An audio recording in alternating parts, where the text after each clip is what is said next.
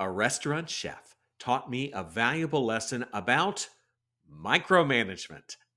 Hi, I'm Ken Okel. I am a keynote speaker and I also write books. My latest book is out. It is called Get Better: Smart Business Advice from Unexpected Mentors. In this video series, we break down each chapter and I give you a little bit of the inside scoop. So, this chapter is called Don't Open the Oven. It took place several years ago when I am working as a TV news reporter. I am in a restaurant kitchen. I've just done an interview with the chef. Long story short, a cake is being baked and we're waiting for it to finish. While we're sitting there, another person in the kitchen is like, something's in the oven. What's going on? And they reach to open the oven. The chef goes, "Oh, don't open the oven."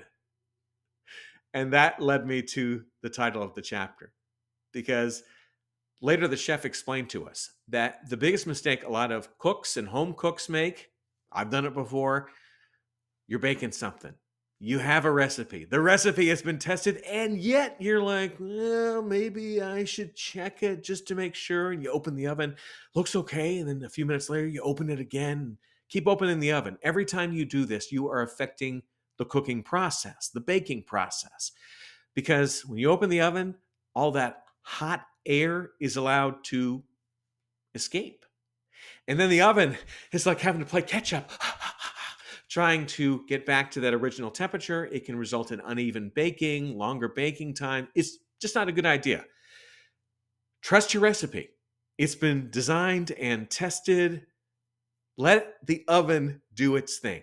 How does this apply to micromanagement? Well, sometimes the supervisor, the boss, is doing the opening of the oven with employees, where you have trained them well, you've told them what to do, and yet you keep looking around saying, "Hey, what are you doing? What are you doing right now? Can I check this?"